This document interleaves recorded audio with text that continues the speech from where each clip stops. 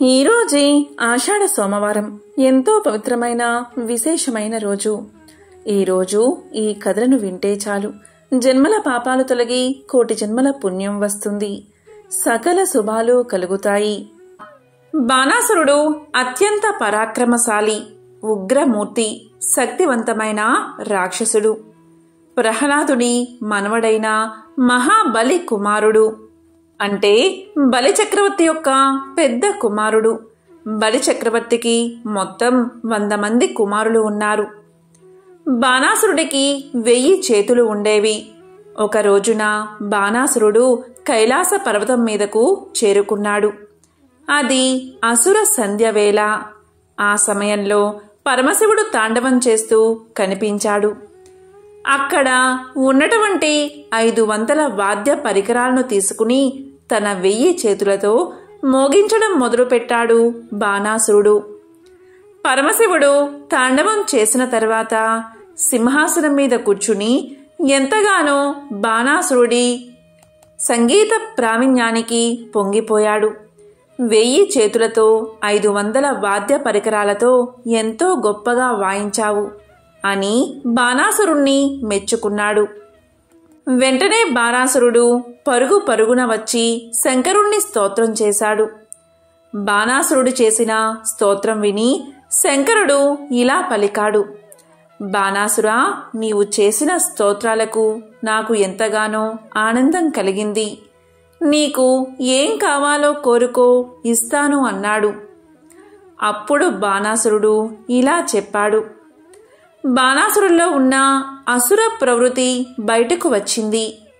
ఇలా కోరుకున్నాడు: ఈశ్వరా, నేను ఎప్పుడూ నీ పాదాలను ఆశ్రయించి ఉంటాను. నీవు మాత్రం నాకు ఒక ఉపకారం చేసి పెట్టాలి.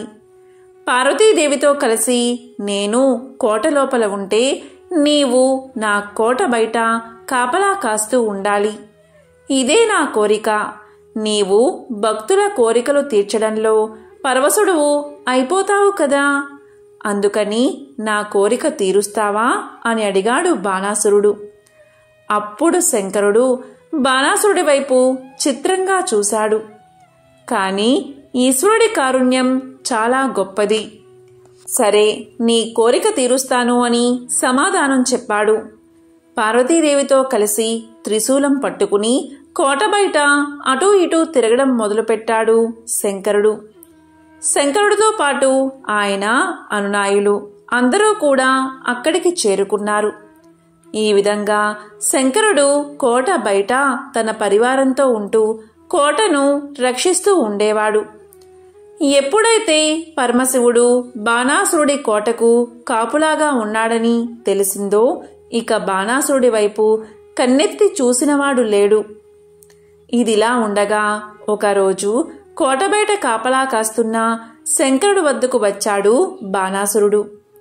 ఇలా పలికాడు: శంకరా, ఆ రోజు నేను కోరిన కోరికను మన్నించి మీరు వచ్చి నా కోటకు కాపలా కాస్తున్నారు. కాబట్టే ఎవరూ వచ్చి నాతో యుద్ధం చేయడం లేదు. కానీ నాకు యుద్ధం చేస్తుంటే ఎంతో సంతోషంగా ఉంటుంది. మీరు ఏమీ అనుకోకపోతే దయచేసి నాతో ఒక పర్యాయం యుద్ధం చేస్తారా అని కోరాడు బాణాసురుడు. భగవంతుని కారుణ్యం వానికి చులకనగా కనబడింది. వెంటనే ఈశ్వరుడు తెల్లబోయాడు. ఇలా పలికాడు: ఇప్పుడు ఈశ్వరుడికి ఒక ఇబ్బంది వచ్చింది. రక్షించవలసిన వాడు తానే. బాణాసురుడు అడిగిన కోరిక ప్రకారం శిక్షించవలసిన వాడు కూడా తానే. ఈ రూపంతో రక్షణ చేస్తూ ఈ రూపంతోటే శిక్ష వెయ్యాలంటే ఎలా సాధ్యం? కాబట్టి నాతో సమానమైన మరొకడు నీ దగ్గరికి వస్తాడు. వాని రాకకు గుర్తుగా నీ రథానికి ఉన్న జెండా కింద పడిపోతుంది. అప్పుడు నీకు తగిన యుద్ధం దొరుకుతుంది. అప్పుడు నీకు ఉన్న చింత తొలగిపోతుంది అని చెప్పాడు పరమేశ్వరుడు. పరమేశ్వరుడి మాటలు విని బాణాసురుడు ఎంతగానో సంతోషించాడు. ఆ రోజు కోసం ఎదురు చూస్తూ ఉన్నాడు. ఇప్పుడు శివుడు స్థితికారుడై కేశవుడిగా రావాలి. పురాణాన్ని అర్థం చేసుకుంటే అలా ఉంటుంది. అర్థం చేసుకోకపోతే శివకేశవులు కొట్టుకున్నారు అనిపిస్తుంది. ఇప్పుడు ఈశ్వరుడు ఒక చమత్కారం చేశాడు. బాణాసురుడికి మంచి యవ్వనంలో ఉన్న సౌందర్యవతి అయిన ఒక కుమార్తె ఉంది. ఆమె పేరే ఉషా. ఆమె ఒకరోజు రాత్రి నిద్రపోతూ ఉంది. పురుషుల గురించి ఆమెకు ఏమీ తెలియదు. నిద్రపోతున్న ఉషా కలలోకి కృష్ణ భగవానుడి మనవడైన అనిరుద్ధుడు వచ్చి ఆమెతో హాయిగా గడిపాడు. ఆమెకు సుఖానుభూతి కొన్ని గుర్తుల చేత స్పష్టంగా తెలిసింది. అప్పుడు ఉషా నిద్ర లేచింది. కాని ఉషా నిన్న రాత్రి కలలో ఏ పురుషుణ్ణి చూసిందో ఆ పురుషుడి కోసమని ఆమె మనసు గతితప్పి తిరగడం మొదలుపెట్టింది. అందువల్ల ప్రతిరోజు ఎలా ఉంటుందో అలా ఉండలేకపోయింది. చాలా దిగులుగా ఉంది. ఆమెను చూసిన చిత్రలేఖ అంటే ఉష చెలికత్తె దగ్గరకు వచ్చి ఇలా పలికింది. ఓ సఖీ, నీవు ఎందుకు ఇలా ఉంటున్నావు? నీ ప్రవర్తనలో వచ్చిన మార్పు వల్ల నేను ఒక విషయాన్ని గమనించాను. నీవు ఎవరో ఒక పురుషుడి వలలో పడ్డావు అని నేను తలుస్తున్నాను. నేను నీ చెలికెత్తెను, అలాగే ప్రాణ స్నేహితురాల్ని కూడా. కాబట్టి అసలు జరిగిన విషయమేమిటో నాకు చెప్పు అని అడిగింది. అప్పుడు ఉష ఇలా సమాధానం చెప్పింది. తన స్వప్న వృత్తాంతాన్నంతా చెప్పింది.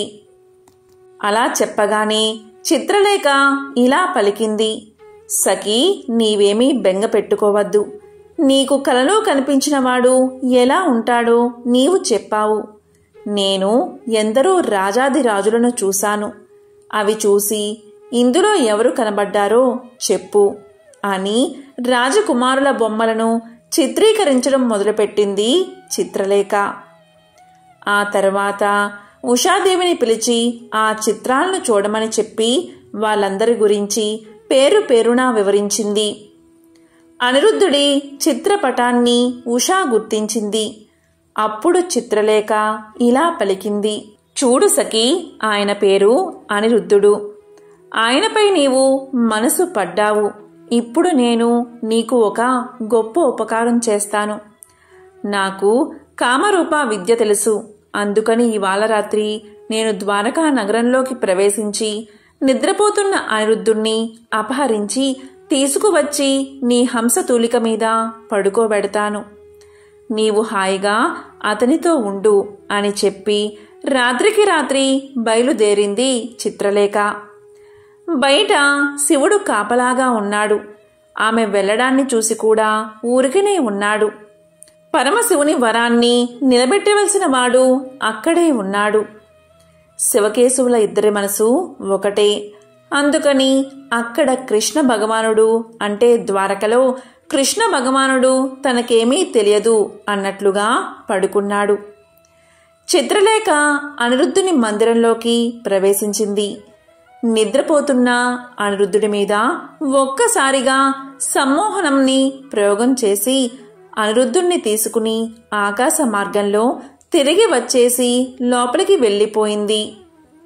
చిత్రలేఖ మరొక పురుషుణ్ణి తీసుకుని కోటి లోపలికి వెళ్లడం బయట కాపలా కాస్తున్న 3 కన్నులవాడు చూశాడు. అయినా ఏమీ అభ్యంతరం పెట్టలేదు. చిత్రలేఖ అనిరుద్ధుణ్ణి తీసుకుని వెళ్లి ఉషాదేవి మందిరంలో హంసతూలికా తల్పం మీద పడుకోబెట్టింది. ఇదంతా పరమాత్మ లీల, పరమాత్మ సంకల్పం. ఆయన ద్వారకలో కృష్ణుడిగా ఉన్నాడు, ఇక్కడ శివుడిగా ఉన్నాడు. ఒకే మూర్తి రెండుగా ఉన్నాడు. ఉషాదేవి తన ప్రియుణ్ణి గుర్తించింది. అనిరుద్ధుడు కూడా అభ్యంతరం చెప్పక ఆమెతో ఆటపాటలు మొదలుపెట్టాడు. వారిద్దరూ సంతోషంగా అలా అంతఃపురంలో కాలాన్ని గడిపేస్తున్నారు. నెలలు, సంవత్సరాలు కాలం గడిచిపోతుంది. కానీ కాలం ఎల్లప్పుడూ ఒకే రీతిగా ఉండదు కదా. ఉషాదేవి అందు గర్భిణీ చిహ్నాలు కనబడ్డాయి. ఈ విషయాన్ని పరిచారికలు వెళ్లి బాణాసురుడికి తెలియచేశారు. వెంటనే బాణాసురుడికి ఎక్కడలేని ఆగ్రహం వచ్చింది. ఎవరు ఈ తుంటరి పని చేసినవాడు అని ఉషాదేవి అంతఃపురానికి వచ్చి కూతుర్ని అడిగాడు. ఎదురుగా అనిరుద్ధుడు. వెంటనే బాణాసురుడు అనిరుద్ధుణ్ణి బంధించమని భటులను ఆజ్ఞాపించాడు. భటులు వెళ్లి అనిరుద్ధుణ్ణి బంధించడానికి ప్రయత్నించగా అనిరుద్ధుడు తన గదా ప్రావీణ్యంతో వారందరినీ పరిమారిస్తూ ఉన్నాడు. బాణాసురుడికి కోపం వచ్చి అనిరుద్ధుణ్ణి బాణపాశాలతో బంధించాడు. అలా బంధించబడిన అనిరుద్ధుడు ఇక కదల్లేక నిలబడిపోయాడు. ఇది చూసిన ఉషాదేవి విలపించింది. ఇదే సమయంలో అక్కడికి భటులు వచ్చి ఇలా పలికారు. ప్రభు, మీ రథం మీద ఉన్న జెండా విరిగి కింద పడిపోయింది అని చెప్పారు. అప్పుడు బాణాసురుడు ఇలా అనుకున్నాడు, తనతో యుద్ధం చేయడానికి ఎవరో వచ్చారు అని భావించి ఇన్నాళ్లకు నా కోరిక తీరబోతుంది అని అనుకుని అక్కడికి బయలుదేరాడు. అసుర వృత్తి ఎటువంటిదో చూడండి. వాడికి కూతురు గొడవ అక్కర్లేదు, యుద్ధమే కావాలి. ఈలోగా అక్కడ నారదుడు ద్వారకలో దిగాడు. ఏమీ ఎరగనివాడిగా వెతుకుతున్నట్లుగా నటిస్తున్నాడు కృష్ణుడు. నారదుడు కృష్ణుడితో అనిరుద్ధుణ్ణి బాణాసురుడు నాగపాశాలతో బంధించాడు అని, వెంటనే అతన్ని రక్షించవలసింది అని, దానికోసం వెంటనే బయలుదేరమని తెలియచేస్తాడు. ఇది విన్న తర్వాత బలరాముడు, కృష్ణుడు, సాత్యకి, ప్రద్యుమ్నుడు అందరూ కొన్ని కోట్ల సైన్యంతో నదులు పొంగి ప్రవహిస్తున్నాయా అన్నట్లుగా బయలుదేరి సునీతాపురం మీదకు యుద్ధానికి వచ్చారు. దీంతో బాణాసురుడికి ఎక్కడలేని సంతోషం వచ్చేసింది. వాడు శంకరుణ్ణి పిలిచి ఇలా పలికాడు. శంకరా, మీరు నన్ను రక్షణ చేయడానికే కదా నా కోటకు కాపలాగా కాస్తున్నారు. మీరు కృష్ణుడి కోట లోపలికి రాకుండా యుద్ధం చెయ్యండి.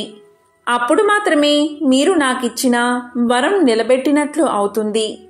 కాబట్టి ముందుగా మీరు యుద్ధం చేసి కృష్ణుడు తన పరివారంతో కోటలోకి రాకుండా ఆపవలసింది అని పలికాడు. శంకరుడు భక్త వత్సలుడు. భక్తుడికి ఇచ్చిన మాట తప్పడానికి వీలులేదు. కాబట్టి ఇప్పుడు శంకరుడు కృష్ణుడితో యుద్ధం చెయ్యాలి. కృష్ణుడి చేతిలో ఓడిపోవాలి. శంకరుడు భక్తవ శంకరుడు కాబట్టి నాతో యుద్ధం చేస్తున్నాడు అని కృష్ణ భగవానుడికి తెలుసు. యుద్ధం ప్రారంభమైంది. శివుడి యుద్ధం చేస్తున్నసేపు బాణాసుడి జోలికి కృష్ణుడు వెళ్ళడానికి వీల్లేదు. తన వరం నిజం కావాలి అంటే కృష్ణుడి చేతిలో తాను ఓడిపోతే అవతల తాను ఇచ్చిన వరానికి మినహాయింపు ఇచ్చినట్లుగా అవుతుంది. శంకరుడు యుద్ధం చేసి కృష్ణుడి చేత ప్రయోగించబడిన సుదర్శన చక్రం దెబ్బకు నందీశ్వరుడి మీద వాలిపోయాడు. అప్పుడు కృష్ణుడు బాణాసుడి మీదకు యుద్ధానికి బయలుదేరతాడు. అప్పుడు శివజ్వరము అనే ఒక శక్తి బయలుదేరుతుంది. అది కృష్ణుడితో యుద్ధం చేస్తుంది. కృష్ణుడు వైష్ణవ జ్వరాన్ని ప్రకోపింపచేశాడు. ఆ రెండు శక్తులు ఒకదానితో ఒకటి ఢీకొన్నాయి. ఆ రోజున శివజ్వరం విష్ణు జ్వరాన్ని ప్రార్థన చేసింది. ఉషా పరిణయ ఘట్టంలో పార్వతీ పరమేశ్వరుల వల్ల కృష్ణ భగవానుడి వల్ల లోకాలకు ఒక గొప్ప ప్రయోజనం కలిగింది. ఆ రోజు కృష్ణ భగవానుడు ఒక వరాన్ని ఇచ్చాడు. ఎవరు ఉషా పరిణయ ఘట్టంలో శివజ్వరం విష్ణు జ్వరం యుద్ధం చేయడం అనే ఘట్టంలో శివజ్వరం చేసే శరణాగతి వింటారో వారికి ఎప్పుడూ కూడా ప్రాణాంతికమైనదిగా జ్వరం బాధించడానికి వీలులేదు. ఆ మేరకు నేను వరాన్ని ప్రసాదిస్తున్నాను అన్నాడు. కాబట్టి ఎప్పుడైనా జ్వరం చేత ప్రాణాంతకమవుతుంది అని అనుకుంటే ఉషా పరిణయాన్ని శరణాగతది తత్వాన్ని చదువుకోవడం ఒకసారి పారాయణం చేస్తే ఆ జ్వరం తగ్గుతుంది. ఆ తరువాత బాణాసురుడు యుద్ధానికి వచ్చాడు.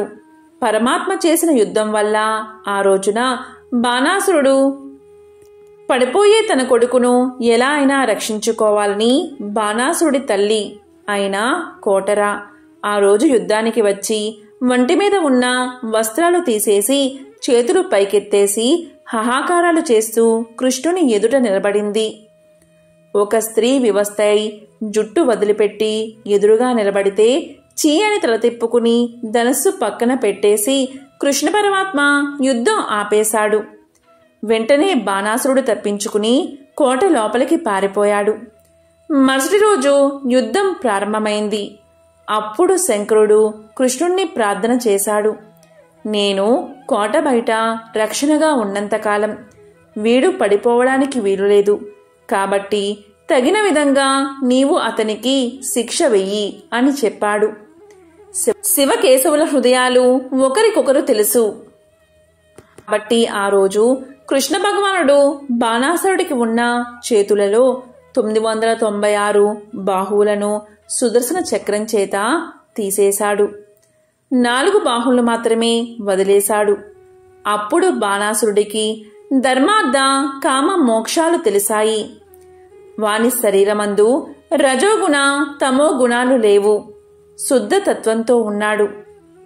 అప్పుడు కృష్ణుడు ఇలా పలికాడు. ఈశ్వరా, వీడు నీ భక్తులలో అగ్రగణ్యుడు అవుతాడు. బాణాసురుడు అంటే గొప్ప శివభక్తుడు అని అందరూ చెప్పుకుంటారు.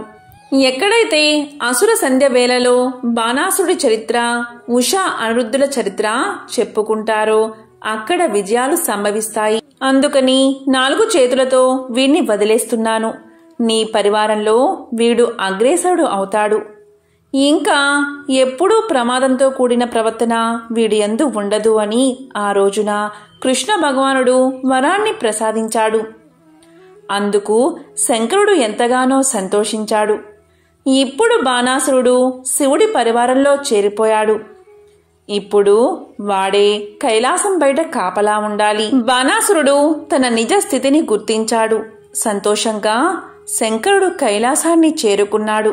బాణాసురుడు కోట లోపలికి వెళ్లి సంతోషంగా ఉషాదేవికి అనిరుద్ధుడికి వివాహం చేసి వారికి వస్త్రాలు, మాల్యములు, ఆభరణాలు బహుకరించి ఉషా అనిరుద్ధులను కృష్ణ పరమాత్మతో ద్వారకా నగరానికి సాగనంపాడు.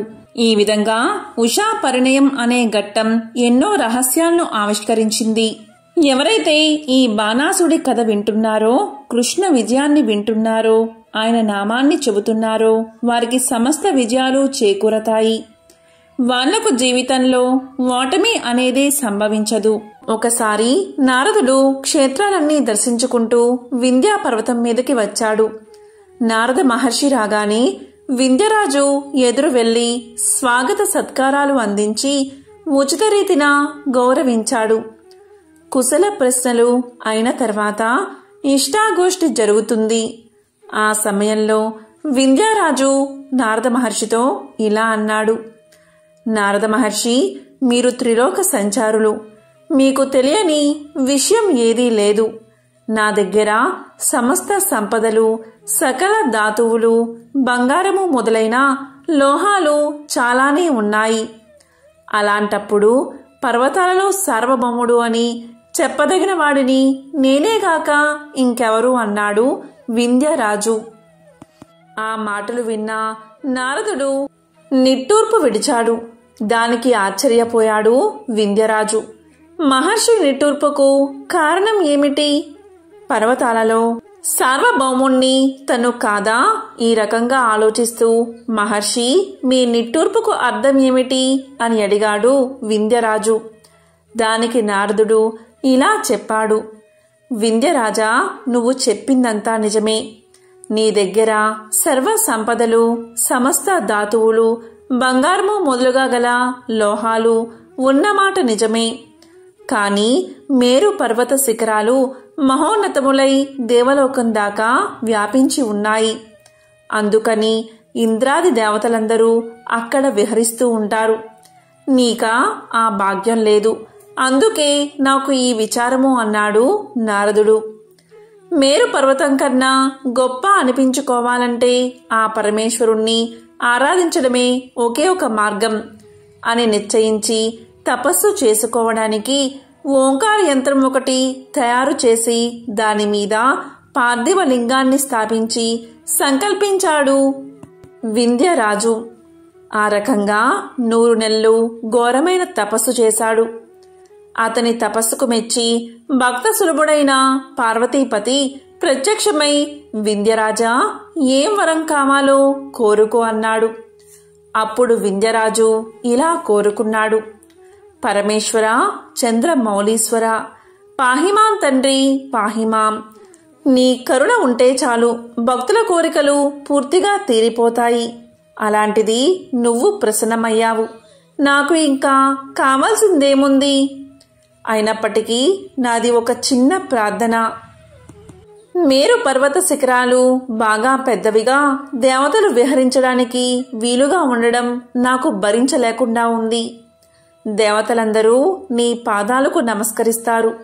కాబట్టి అటువంటి నువ్వు నా శిఖరాన సదా నివసించవలసిందిగా ప్రార్థిస్తున్నాను అన్నాడు వింధ్యరాజు. ఆ మాటలు విన్న శంకరుడు, భక్తుడైన వింధ్యరాజు కోరిక తీరుస్తాను అన్నాడు. ఈ విధంగా తన్ని ఆశ్రయించిన వింధ్యరాజు యొక్క కోరికను నెరవేర్చాడు మహేశ్వరుడు.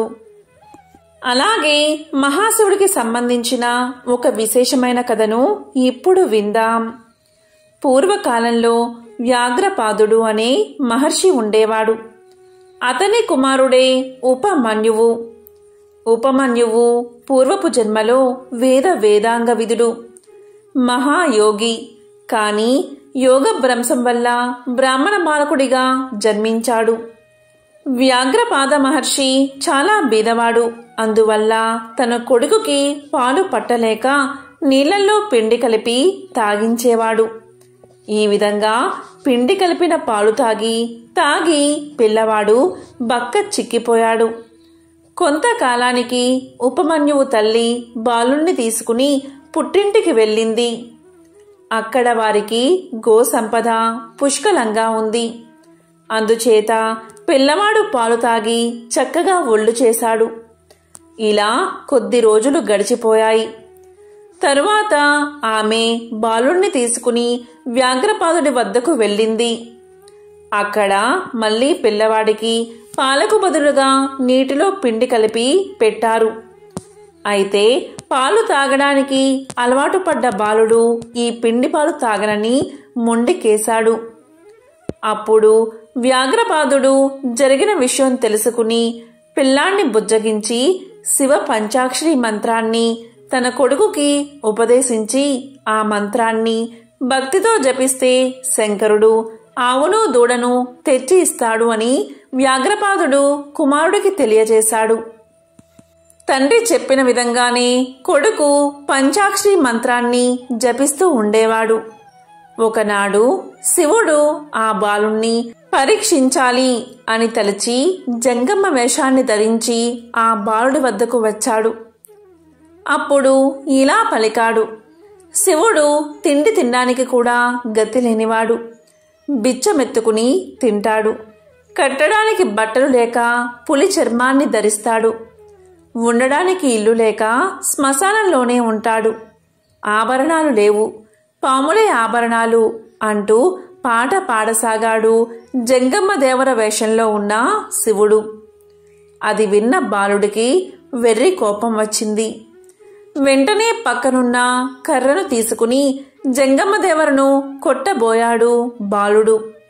అప్పుడు శంకరుడు ఆ బాలుడి భక్తికి ముగ్ధుడై గౌరీదేవికి బాలుణ్ణి చూపించి, ఇతడు మన ప్రియ భక్తుడు, మన కుమారుడి వంటివాడు అన్నాడు.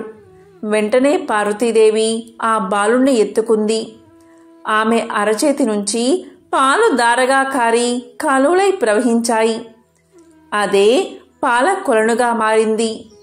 ఆంధ్రదేశంలో ఉన్న 5 ఆరామాలలోనూ ఒక్కటైన క్షీరారామం ఇదే. అప్పుడు శంకరుడు ఉపమన్యువుని చూసి, బాలక, నీకేం కావాలి అని అడిగాడు. దానికి ఆ బాలుడు, దేవదేవా, నన్ను కన్న తండ్రి వలె కరుణించు, అంతే చాలు అన్నాడు. అప్పుడు శివుడు అతనికి జరా మరణాలు లేకుండా కల్పాంతం వరకు వర్ధిల్లు అని దీవించాడు. పూర్వం చంద్రావతి నగరంలో గుణశేఖరుడు అనే మహారాజు ఉండేవాడు. ఆయన శివభక్తుడు. ప్రతిరోజు కూడా దేవాలయానికి వెళ్తూ ఉండేవాడు.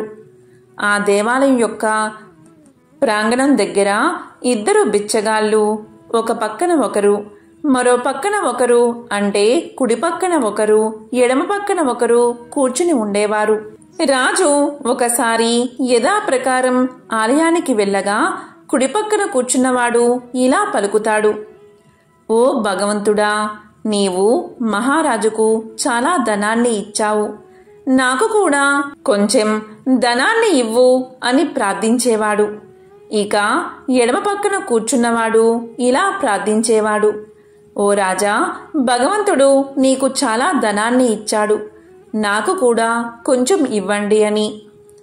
అప్పుడు కుడి పక్కన కూర్చున్నవాడు ఎడమ పక్కన కూర్చున్నవాడితో ఇలా అనేవాడు: నువ్వు ఎందుకు రాజుని అడుగుతావు? ఆ రాజుకు కూడా ధనాన్ని ఇచ్చినవాడు భగవంతుడే కదా అని. కాబట్టి ఆ భగవంతుణ్ణే ధనం కోసం అడుగు. ఆ భగవంతుడు నువ్వు ప్రార్థన చేస్తే తప్పనిసరిగా వింటాడు అనేవాడు కుడి పక్కన కూర్చున్నవాడు. దానికి ఎడమ పక్కన కూర్చున్నవాడు ఇలా అనేవాడు: నువ్వు ఇక మాట్లాడకు. నీ భగవంతుడు వింటాడో లేదో నాకు తెలియదు, కానీ రాజు నాకు తప్పకుండా సహాయం చేస్తాడు, రాజు తప్పకుండా నా మొర వింటాడు అని పలికేవాడు. ఈ విధంగా మాటలు జరుగుతూ ఉండేవి. ఒకసారి రాజు తన మంత్రిని పిలిచి ఇలా అన్నాడు: గుడికి ఎదురుగా కుడి పక్కన కూర్చున్నవాడు ఎప్పుడూ కూడా భగవంతుణ్ణి ప్రార్థిస్తూ ఉంటాడు. భగవంతుడే తన ప్రార్థనలు వింటాడని నమ్మకం అతనికి. కానీ ఎడమ పక్కన కూర్చున్నవాడు ఎప్పుడూ కూడా నన్నే అడుగుతాడు, నన్నే ప్రార్థిస్తూ ఉంటాడు. అంత నమ్మకం అతనికి నాపైన. కాబట్టి నువ్వు వెళ్ళి ఒక పెద్ద పాత్రలో పాయసాన్ని నింపి అందులో 100 బంగారు నాణాలు వేసి ఎడమ పక్కన కూర్చున్న వ్యక్తికి అందజెయ్యి అంటాడు. రాజు ఆదేశించిన ప్రకారమే మంత్రి చేస్తాడు. అప్పుడు ఆ బిచ్చగాడు పక్కన ఉన్న బిచ్చగాన్ని వెక్కిరిస్తూ ఇలా పలుకుతాడు: అబ్బో, భగవంతుడు ఇది చేస్తాడు, అది చేస్తాడు అని పలుకుతూ ఉంటావు. నీ భగవంతుడు నీకేం చేశాడు? ఇదిగో చూడు, నేనెప్పుడూ కూడా భగవంతుణ్ణి కాకుండా రాజుని సహాయం చెయ్యమని అడుగుతాను. అందుకే మహారాజు నాకు ఈరోజు కడుపు నిండడానికి పాయసాన్ని పంపించారు అంటూ కడుపు నిండా తృప్తిగా పాయసాన్ని తాగి ఇక కడుపు నిండింది చాలు అని అనిపించగానే మిగిలిన పాయసాన్ని రెండో బిచ్చగాడికి ఇస్తూ, ఇదిగో తీసుకో, నువ్వు కూడా రుచి చూడు అన్నాడు. ఇక మరుసటి రోజు రాజు ఆలయానికి వచ్చినప్పుడు చూస్తే ఎడమ పక్కన కూర్చున్న బిచ్చగాడు అక్కడే ఉన్నాడు. కానీ కుడి పక్కన కూర్చున్న బిచ్చగాడు అక్కడ లేడు. దీనికి రాజు ఎంతగానో ఆశ్చర్యపోయాడు. వెంటనే వెళ్ళి ఎడమ పక్కన కూర్చున్న బిచ్చగాడితో ఇలా పలికాడు: నీకు నిన్న పాయసం పాత్రను పంపాను కదా, నీకు అందిందా? ఆ పాయసాన్ని తాగావా అని అడుగుతాడు. దానికి బిచ్చగాడు, అందింది మహారాజా. అబ్బా, పాయసం ఎంత రుచిగా ఉందో, నేను కడుపు నిండా తాగాను. అలాంటి పాయసాన్ని నేనెప్పుడూ జీవితంలో రుచి చూడనే లేదు. ఎంత బావుందో మహారాజా అని అన్నాడు. దానికి రాజు, తర్వాత ఏమైంది అని అడిగాడు. దానికి ఆ బిచ్చగాడు సమాధానం చెబుతూ, ఆ పాయసంతో నా కడుపంతా నిండిపోయింది. నేను తాగగా మిగిలిన దానిని అటువైపు కూర్చున్న బిచ్చగాడికి ఇచ్చాను అని సమాధానం చెప్పాడు. ఇంకా ఇలా పలికాడు: పాపం మహారాజా, వాడు ఒట్టి మూర్ఖుడు, ఎప్పుడూ కూడా భగవంతుడు ఇస్తాడు అని పలికేవాడు. భగవంతుడు ఎంతో రుచికరమైన పాయసం ఇవ్వడం జరిగే పని కాదని వాడికి తెలియదు. ఆ పాయసం పాత్ర అడుగున ఉన్న 100 బంగారు నాణాలు కుడిపక్కన కూర్చుని ఉన్న బిచ్చగాడికి దక్కాయని రాజుకి అర్థమైంది. అప్పుడు రాజు తనలో తాను ఇలా అనుకున్నాడు: అతనికి భగవంతుడు ఇచ్చాడు. భగవంతుణ్ణి విశ్వాసంతో కొలిస్తే, ప్రార్థిస్తే మన కోరికలను తప్పకుండా నెరవేరుస్తాడు అనుకున్నాడు మహారాజు. కాబట్టి ఎంతో పవిత్రమైన, విశేషమైన ఈరోజు ఈ కథను వింటే చాలు జన్మల పాపాలు దోషాలు తొలగి కోటి జన్మల పుణ్యం వస్తుంది. హిందూ మతంలో ఆషాఢ మాసానికి ప్రత్యేక ప్రాధాన్యత ఇవ్వబడింది. హిందూ క్యాలెండర్లో 4వ మాసమే ఈ ఆషాఢ మాసం. ఈ మాసంలో శివుణ్ణి పూజించిన వారికి ప్రతి కోరిక కూడా నెరవేరుతుంది. ఆషాఢ మాసం శివునికి చాలా ప్రీతికరమైనది. ఈ మాసంలో శివుణ్ణి పూజించి అభిషేకం చేస్తే విశేష పుణ్యఫలం లభిస్తుంది. శివలింగంపై బిల్వ పత్రాన్ని సమర్పించడం కూడా చాలా పవిత్రమైనదిగా పరిగణించబడుతుంది. ఈ మాసంలో శివుడు తన భక్తుల కోరికల్ని నెరవేరుస్తాడు. జీవితంలో వివాహానికి సంబంధించిన ఏదైనా సమస్య ఉంటే ఈ మాసంలో సోమవారం రోజు ఉపవాసం పూజ చేయడం వల్ల ప్రత్యేక ప్రయోజనాలు లభిస్తాయి. ఆషాఢ మాసంలో సోమవారం సూర్యోదయానికి ముందే నిద్రలేచి స్నానం చేసిన తర్వాత శుభ్రమైన బట్టలు కట్టుకోవాలి. శివపూజ కోసం నువ్వుల నూనెతో దీపాన్ని వెలిగించాలి. శివుడికి పువ్వులు సమర్పించాలి. కొబ్బరికాయ బిల్వ పత్రాలను సమర్పించాలి. ఉపవాసం ఉండేవారు పంచాక్షరి మంత్రాన్ని తప్పకుండా జపించాలి.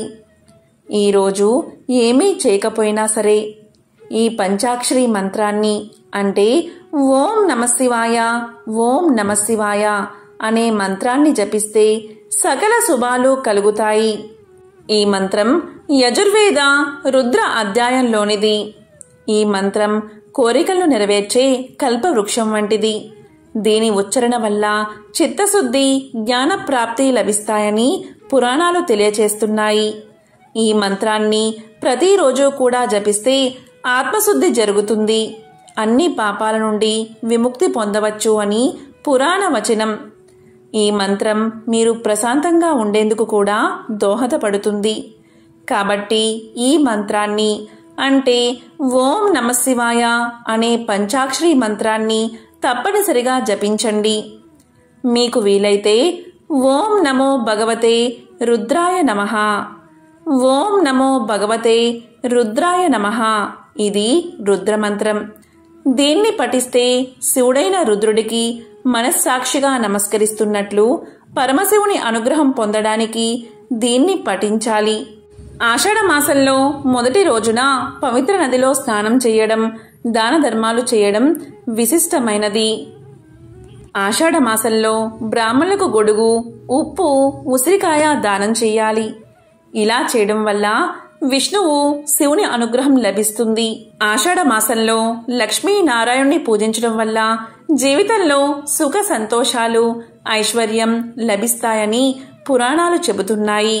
ఎంతో పవిత్రమైన విశేషమైన ఈ రోజు ఈ కథలను విన్నా, చదివినా, చెప్పినా, వినిపించినా జన్మల పాపాలు తొలగి కోటి జన్మల పుణ్యం వస్తుంది.